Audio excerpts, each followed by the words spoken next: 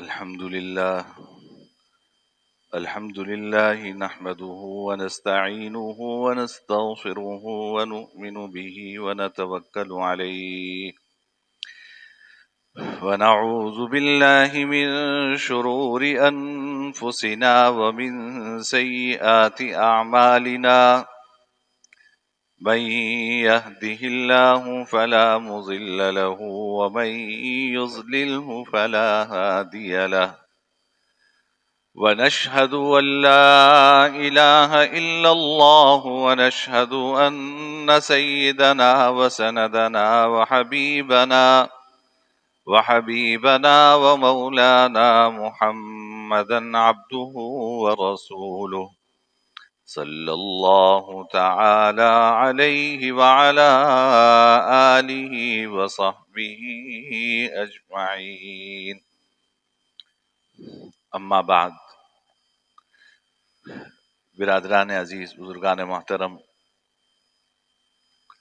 ذی الحج کے ابتدائی ایام چل رہے ہیں، اور جیسا میں نے پچھلے جمعے عرض کیا تھا کہ جناب نبی کریم صلی اللہ علیہ وسلم نے فرمایا کہ ان ایام میں اللہ تعالیٰ کو عبادت سب سے زیادہ محبوب ہے، اور فرمایا کہ انسان روزہ رکھے تو اس کو 1 سال کے روزوں کا ثواب ملتا ہے، اور اگر انسان رات کو عبادت کرے، قیام کرے، تو لیلۃ القدر کے قیام کے بقدر اس کو اجر ملتا ہے.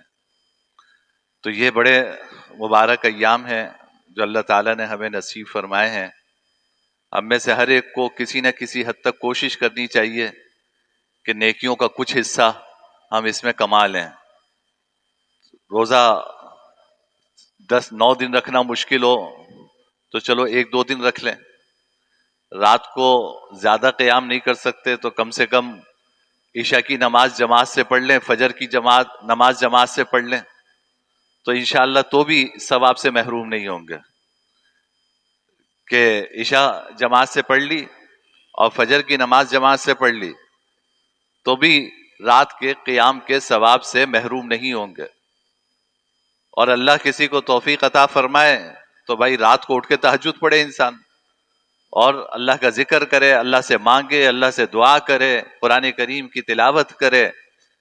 تو یہ کوئی بھی شکل اختیار کرے عبادت کی تو کر سکتے ہیں، اور اللہ تعالیٰ اس کے اوپر انشاءاللہ پورا اجر عطا فرمائیں گے. اللہ ہم سب کو اس کی توفیق نصیب فرمائے. اب یہ جو آگے کے چند ایام ہے، اس میں 3 چیزیں بڑی اہمیت کی حامل ہیں.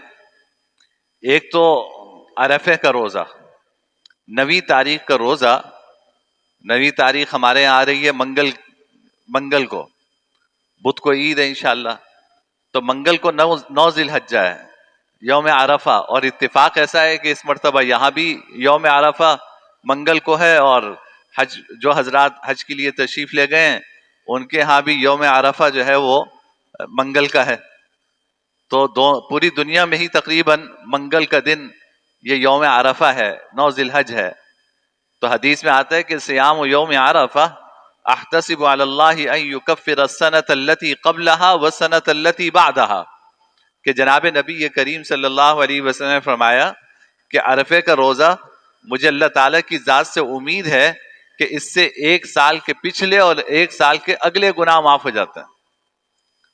تو یہ 9 دنوں کے روزے کی فضیلت تو اپنی جگہ ہے، لیکن اگر 9 دن روزہ رکھنا مشکل ہے تو کم سے کم انسان عرفہ کے روزے کا اہتمام کر لے. ہر رات تہجد پڑھنا مشکل ہے تو کم سے کم 10ویں ذی الحج کی، یعنی منگل اور بدھ کی درمیانی رات جو عید کی رات ہے، چاند رات ہے، آپ اس رات کم سے کم تہجد پڑھ لیں. وہ رات بڑی اہمیت کی حامل ہے. تو جتنا انسان کر سکتا ہے اس کو عبادت کا اہتمام کرنا چاہیے. پورے 9 دن نہیں کر سکتا تو چلو عرفے کا روزہ رکھ لے. 1 دن تو انسان اپنے آپ کو فارغ کر سکتا ہے نا ساری جھنجھٹوں سے، سارے دھندوں سے. 9 دن نہیں کر سکتا، چلو 1 دن کر لے. آپ خود بھی روزہ رکھیں، گھر والوں کو بھی روزے کا اہتمام کروائیں، تو انشاءاللہ سب کے لیے روزہ آسان ہو جائے گا. اور جو چاند رات ہے، عید کی رات، وہ لیلۃ الجائزہ کہلاتی ہے کہ اس میں اللہ تعالیٰ خوب نوازتے ہیں. تو اس رات کم سے کم عبادت کا انسان اہتمام کر لے. تو پہلا کام 9 ذی الحج یعنی عرفے کے روزے کا ہے، اس کی خاص فضیلت ہے. لیکن یہ بات اچھی طرح ذہن میں رکھیں کہ یہ جو فرمایا نا کہ 1 سال کے اگلے پچھلے گناہ معاف، اس سے صغیرہ گناہ مراد ہیں، صغائر مراد ہیں. یعنی ہم سے جو گناہ سرزد ہوتے ہیں 2 طرح کے گناہ ہیں. کچھ گناہ صغیرہ گناہ کہلاتے ہیں، چھوٹے گناہ کہلاتے ہیں. کچھ گناہ کبیرہ گناہ کہلاتے ہیں، بڑے گناہ کہلاتے ہیں. جھوٹ بولنا، یعنی اب علماء نے اس پہ بحث کی ہے کہ کون سا گناہ صغیرہ ہے کون سا کبیرہ ہے. بڑی تفصیل ہے اس کے اندر، کبھی موقع ہوگا عرض کروں گا. آپ کی آسانی کے لیے اتنی بات عرض کر رہا ہوں کہ جس گناہ کے بارے میں قرآن کریم میں یا احادیث میں وعید آئی ہے وہ گناہ کبیرہ گناہ ہے. یہ سب سے راجح بات ہے کہ جس گناہ کے بارے میں قرآن کریم اور احادیث میں وعیدیں آئی ہیں وہ کبیرہ گناہ ہے. اور جو گناہ اس درجے کا گناہ تو نہیں ہے لیکن رفتہ رفتہ وہ ان بڑے گناہوں کی طرف لے جاتا ہے، وہ صغیرہ گناہ ہے. وہ صغیرہ گناہ ہے. اب جھوٹ بولنا کبیرہ گناہ ہے، غیبت کرنا کبیرہ گناہ ہے، کسی کو تکلیف دینا، اذیت پہنچانا کبیرہ گناہ ہے. تو کبیرہ گناہ توبہ سے معاف ہوتے ہیں، اور صغیرہ گناہ روزہ رکھنے سے بھی معاف ہو جاتے ہیں، وضو کرنے سے بھی معاف ہو جاتے ہیں، مسجد کی طرف چل کر آنے سے بھی معاف ہو جاتے ہیں. تو صغیرہ گناہ تو اللہ تعالیٰ ایسے بہانے سے معاف فرما دیتے ہیں. لیکن جو بڑے گناہ ہیں وہ اس وقت معاف ہوتے ہیں جب انسان ندامت کے ساتھ اللہ رب العزت کے سامنے گڑ گڑا کر توبہ کرے کہ یا اللہ مجھ سے غلطی ہو گئی، مجھے معاف فرما دے. اور پھر وہ گناہ کہ جن میں کسی بندے کا حق ضائع کیا ہو آپ نے، وہ توبہ سے بھی نہیں معاف ہوتے جب تک کہ وہ بندہ آپ کو معاف نہ کرے. آپ نے کسی کے پیسے کھا لیے اور قرضہ لیا 1,00,000 2 لاکھ روپے، اس کے بعد جو ہے وہ آپ قرض دے کے، لوگ کہتے ہیں نا قرض حسنہ. قرض حسنہ کا مطلب شریعت کی اصطلاح میں یہ ہوتا ہے کہ ایسا قرض جو صرف ثواب کی خاطر دیا جائے اور اس کے اوپر کوئی انٹرسٹ آپ چارج نہ کریں، اس کو قرض حسنہ کہتے ہیں، ہاں کے ساتھ، نیکی والا قرض. لوگ ہمارے یہاں یہ سمجھتے ہیں کہ قرض حسنہ کا مطلب یہ کہ قرض لے لو پھر ہنستے رہو کہ جب بھی وہ ملے مسکرا کے مل لی، ہاں بھائی دے دوں گا میں تمہیں، اور آپ لے کے پھر رہے. تو یہ ہنسنے والا قرض جو آپ نے کسی کا اگر خدا نخواستہ لیا ہے اور ادا نہیں کر رہے، یہ توبہ سے بھی نہیں معاف ہوتا جب تک کہ جس کا قرض ہے وہ یا تو آپ ادا نہ کریں یا وہ معاف نہ کریں. آپ نے کسی کو تکلیف پہنچائی ہے تو جب تک آپ اس سے تکلیف کی معافی نہیں مانگیں گے، اللہ تعالیٰ کیا معافی نہیں ہے. آپ بھائی ہیں، آپ نے بہنوں کی میراث پہ قبضہ کیا ہوا ہے، یا ایک بھائی نے دوسرے بھائی کے حصے پہ قبضہ کیا ہوا ہے، تو یہ گناہ بھی توبہ سے نہیں معاف ہوتا کہ آپ جو ہے وہ حج پہ چلے جائیں، عمرے پہ چلے جائیں، عرفات کے میدان میں گڑ گڑائیں، اللہ سے معافی مانگے، اللہ اپنا سارا حق معاف فرما دیں گے. لیکن الا المظالم، یہ جو آپس میں ایک دوسرے پہ تم نے ظلم کیا ہے، ایک دوسرے کا حق دبایا ہے، یہ حق اس وقت تک نہیں معاف ہوگا جب تک صاحب حق کا حق ادا نہ کرے یا وہ معاف نہ کرے. اتنا سنگین معاملہ ہے اس کا. اللہ رب العزت تو بے نیاز ہے، وہ تو بہت بڑی ذات ہے، اس کو ہمیں عذاب دے کر کیا کرنا ہے. وہ تو بڑا رحیم ہے، بڑا کریم ہے. آپ نے اس کی کوئی حق تلفی کی، اس کے سامنے گڑ گڑا کے توبہ کر لی، وہ معاف کر دے گا. لیکن جو بندے کا حق ہے، اللہ تعالیٰ فرماتے ہیں کہ بھائی یہ میرا معاملہ نہیں ہے، یہ تمہارا اور اس بندے کا معاملہ ہے، یا تو اس کا حق ادا کر دو یا اس کو راضی کر دو، دونوں میں سے کوئی ایک کام کر دو، اس سے معافی مانگ لو یا حق ادا کر دو تو میں بھی معاف کر دوں گا. لیکن بندے کا حق اللہ تعالیٰ نہیں معاف فرماتے. اس لیے جتنی فضیلتیں آپ سنتے ہیں نا کہ پچھلے 1 سال کے گناہ معاف، پچھلے سال کے بھی معاف، اگلے سال کے بھی معاف، اس سے یہ مت سمجھیے کہ عرفے کا روزہ رکھ لیا تو سارے قرضے معاف، ساری لائبلٹی زیرو. کوئی لائبلٹی زیرو نہیں، وہ لائبلٹی آپ کی لائبلٹی ہے، اس کو ادا کرنا آپ کی ذمہ داری ہے. اور اگر نہیں ادا کریں گے تو قیامت کے دن پھر کوئی انسان کسی کو معاف نہیں کرے گا. جب قیامت کے دن نیکیوں کی ضرورت ہوگی تو اگر فرض کیجئے کہ کسی نے میرا حق مارا ہے اور قیامت کے دن جب مجھے نیکیوں کی ضرورت ہے تو میں کیسے کسی کو معاف کروں گا؟ وہ دن ہوگا کہ یوم یفر المرء من اخی، کہ انسان اپنے بھائی سے بھاگے گا، وامہ وابی، اپنی ماں سے بھاگے گا، اپنے باپ سے بھاگے گا، کہیں کوئی نیکی کا سوال نہ کر لے، وصاحبتہ وبنی، اپنی بیوی سے بھاگے گا، اپنے بچوں سے بھاگے گا، کہ آج کہیں کوئی مجھ سے نیکی کا سوال نہ کر لے، کیونکہ آج میں کسی کو نیکی نہیں دوں گا۔ نفسا نفسی کا عالم ہوگا۔ اس لیے اس کی فکر کرنے کی ضرورت ہے کہ بھائی دیکھو، جو اللہ تعالیٰ کے حقوق ضائع کیے ہیں، گناہ کیے ہیں، توبہ کر لو، اللہ معاف فرما دیں گے۔ جو بندوں کے حقوق ضائع کیے ہیں، ان حقوق کی ادائیگی کا اہتمام کریں، نہیں کر سکتے تو اس کا پاؤں پکڑ کے اس سے معافی مانگ لیں کہ بھائی میرے بس میں نہیں ہے تمہارا حق ادا کرنا، تم مجھے معاف کر دو اللہ کے واسطے۔ وہ معاف کر دے گا، اللہ بھی معاف فرما دیں گے، لیکن اگر وہ معاف نہیں کرے گا تو اس کی ادائیگی آپ کی ذمہ داری ہے۔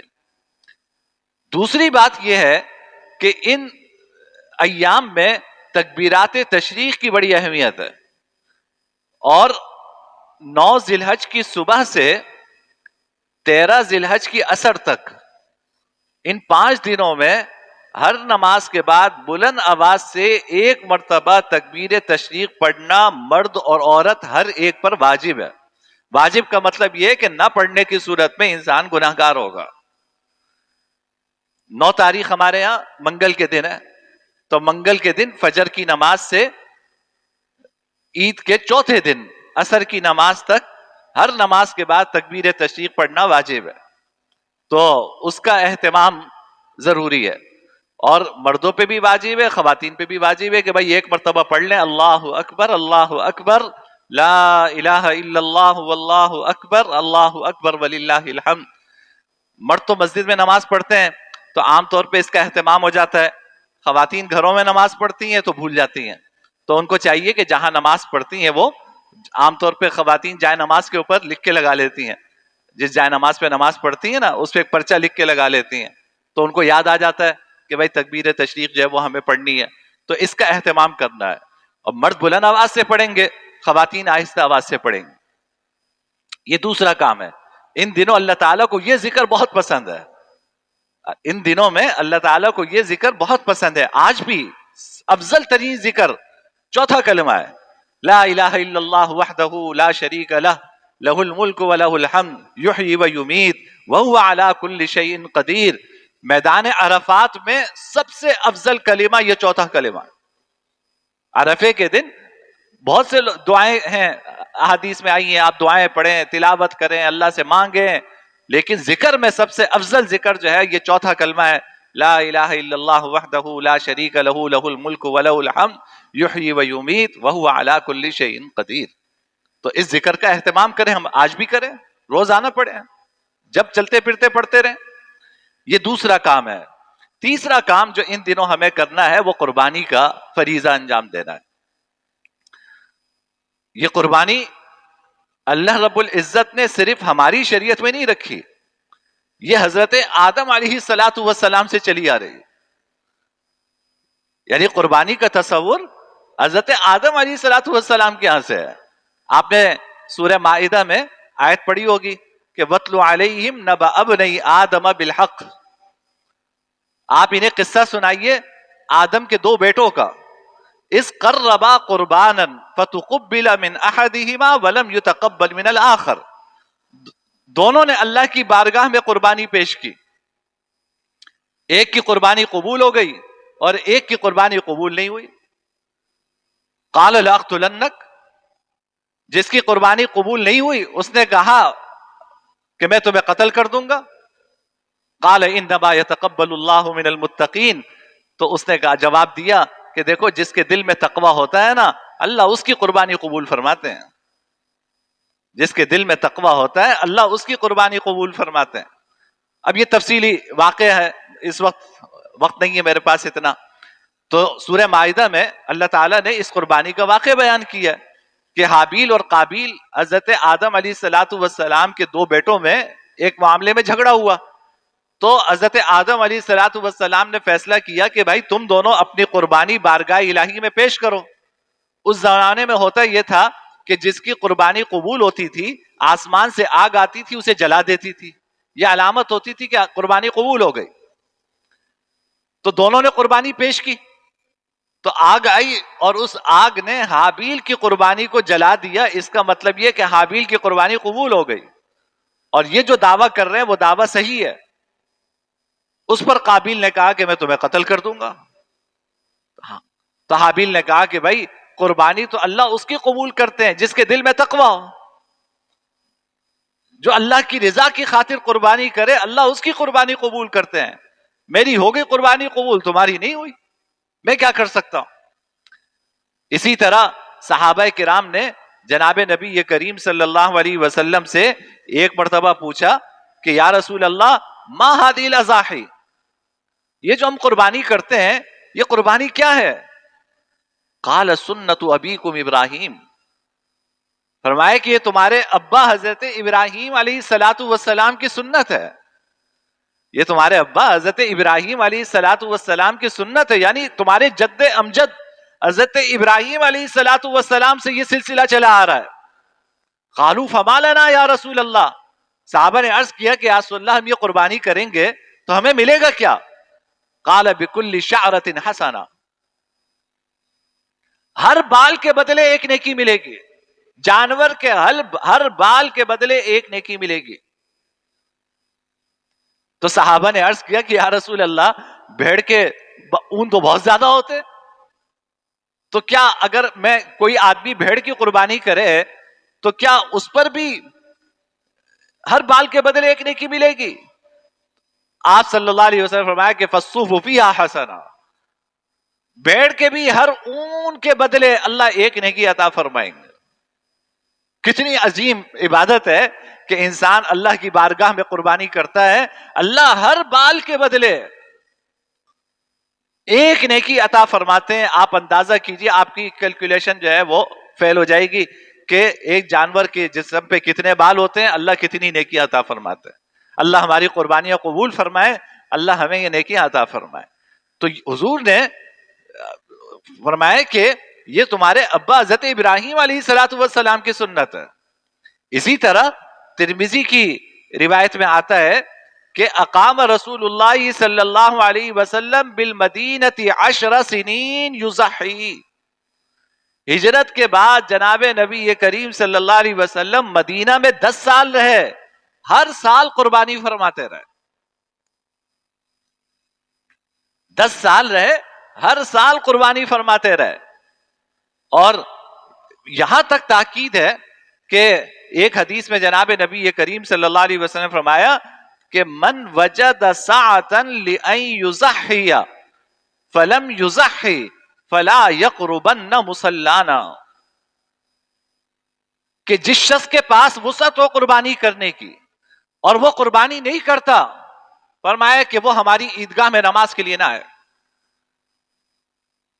من وجد ساعة لأن يضحي فلم يضحي فلا يقربن مصلانا، جس شخص کے پاس وسعت ہے قربانی کرنے کی اور وہ قربانی نہیں کرتا، وہ ہماری عیدگاہ کے قریب نہ آئے.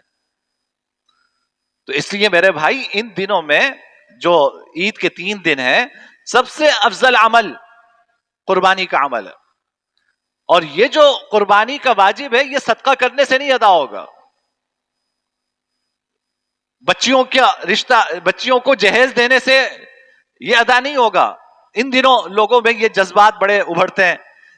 جب قربانی کرتے ہیں نا، ایک جانور آ رہا ہے 5 لاکھ کا، 6 لاکھ کا جانور آ رہا ہے، کسی کو اللہ نے توفیق دی وہ اور مہنگا جانور لے کے آیا. تو آج کل کے جو لبرلز ہیں وہ کہتے ہیں کہ دیکھو لاکھوں روپے ہر آدمی نالی میں بہا رہا ہے، نعوذ باللہ من ذالک.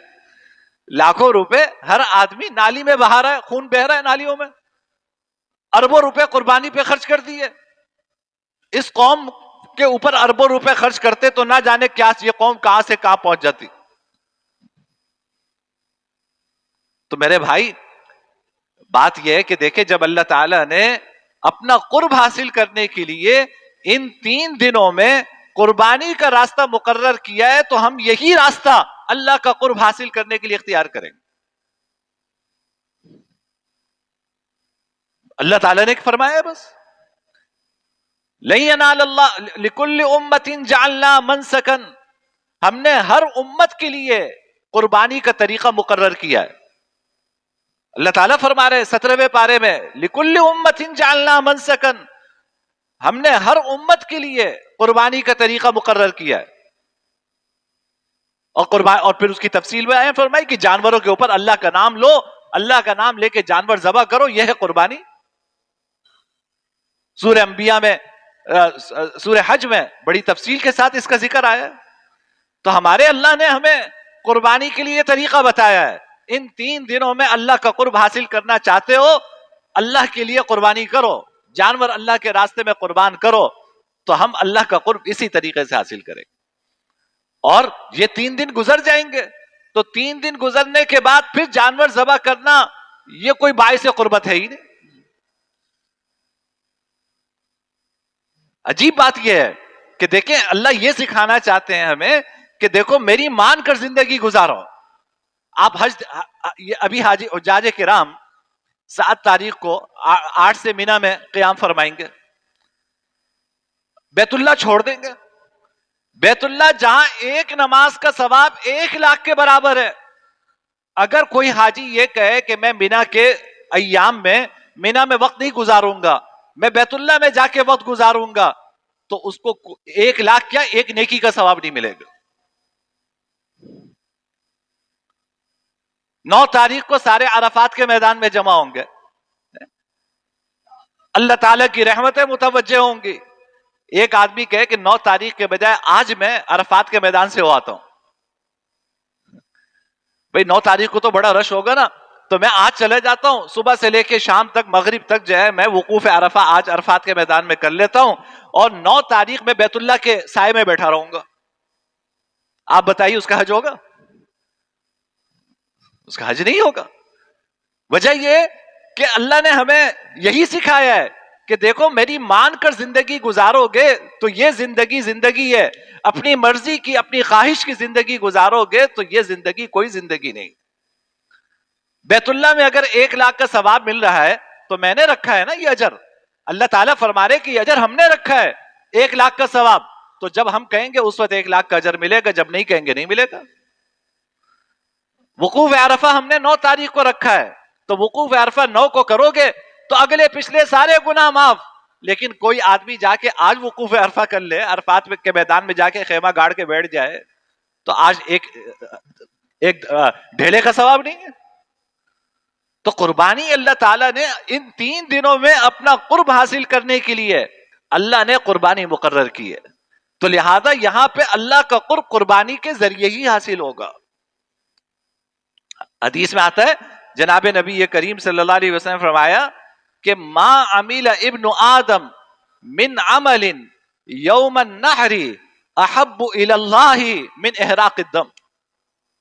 10 تاریخ کو ایام نحر میں، یعنی 10 11 12 ان ایام میں کوئی انسان خون بہانے سے زیادہ کوئی محبوب عمل اللہ کیا نہیں کر سکتا. یعنی ان 3 ایام میں اللہ کو سب سے محبوب قربانی کا خون بہانا ہے. اور پھر فرمایا کہ یہ جو آپ قربانی کرو گے انہو لیأتی یوم القیامہ بقرونہا واشعارہا واظفارہا. جب تم جانور قربان کرو گے قیامت کے دن یہ جانور اپنی سینگوں کے ساتھ، اپنے بالوں کے ساتھ، اپنے ناخنوں کے ساتھ بارگاہ الہی میں حاضر ہوگا کہ یا اللہ یہ اس نے مجھے آپ کا قرب حاصل کرنے کے لیے مجھے پیش کیا تھا اس شخص.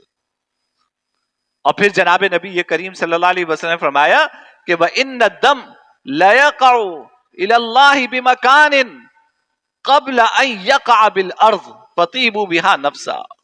فرمایا کہ انسان جب قربانی کرتا ہے تو زمین پہ خون کا قطرہ بعد میں گرتا ہے، اللہ کے ہاں قبولیت پہلے حاصل کرتا ہے.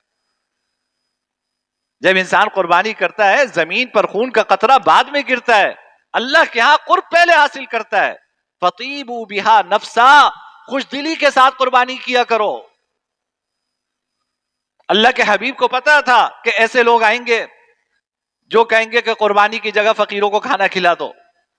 اللہ کے رسول فرما رہے فطیبوا بہا نفسا، خوش دلی کے ساتھ قربانی کیا کرو.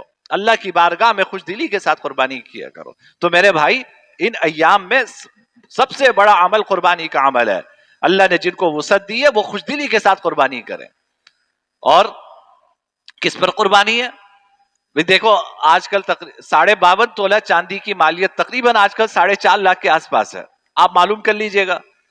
تو جس شخص کے پاس 4.5 لاکھ روپے کیش ہو یا 4.5 لاکھ روپے کا سونا ہو یا چاندی ہو یا مال تجارت ہو یا ضرورت سے زائد ساز و سامان ہو 52.5 تولہ چاندی کی قیمت کے برابر, تو ایسے شخص پر قربانی واجب ہے.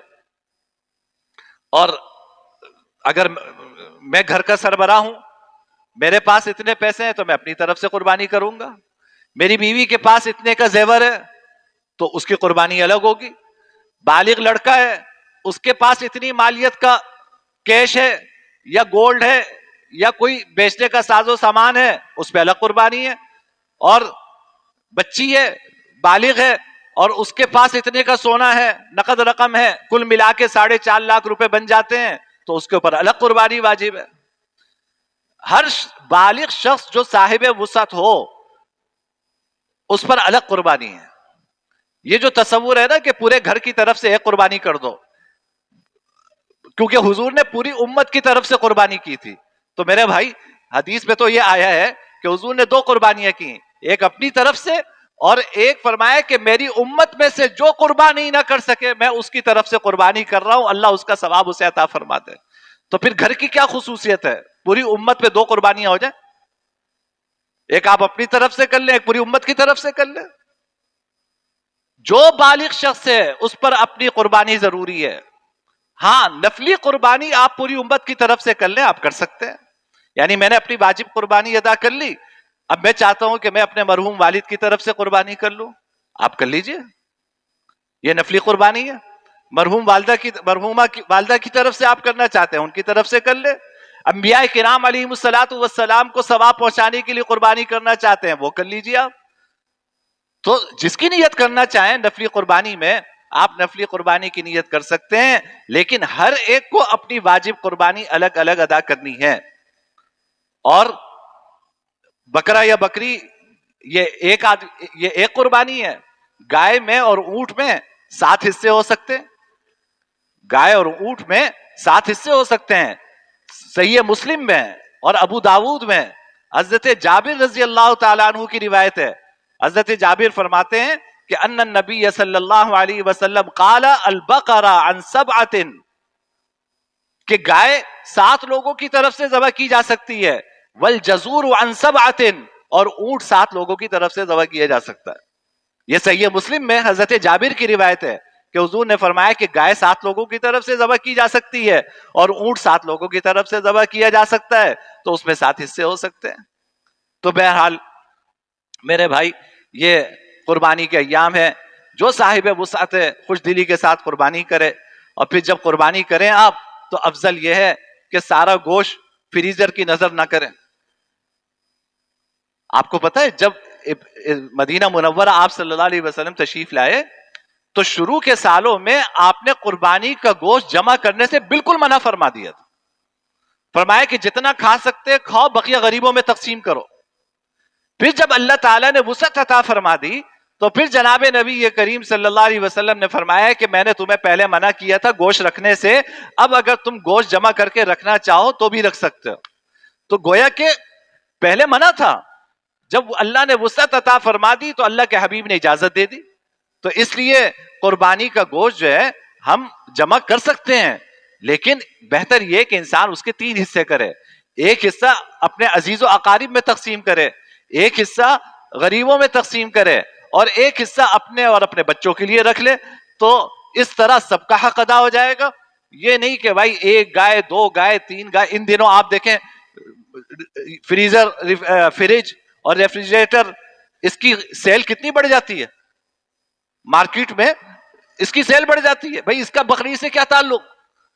مطلب یہ ہے کہ بھائی تعلق ہے, وہ یہ کہ ظاہر ہے جو گائے ذبح کریں گے بکرے ذبح کریں گے ان کو فریز کرنے کے لیے ریفریجریٹر چاہیے. تو دھڑا دھڑ فریزر بھی آ رہے ہیں, ریفریجریٹر بھی آ رہے ہیں, فریج بھی آ رہے ہیں, اور گوشت اس میں ذخیرہ ہو رہا ہے. تو میرے بھائی سب کا حق ادا کرو. اپنے لیے بھی انسان رکھے، آپ خوب کھائیے قربانی کا گوشت، اپنے رشتہ داروں کو بھی یاد رکھیے جو مستحق ہیں، ضرورت مند ہیں، ان میں بھی قربانی کا گوشت تقسیم کیجیے. اللہ تعالی ہم سب کی قربانی اپنی بارگاہ میں قبول فرمائے. وآخر دعوانا الحمدللہ رب العالمین.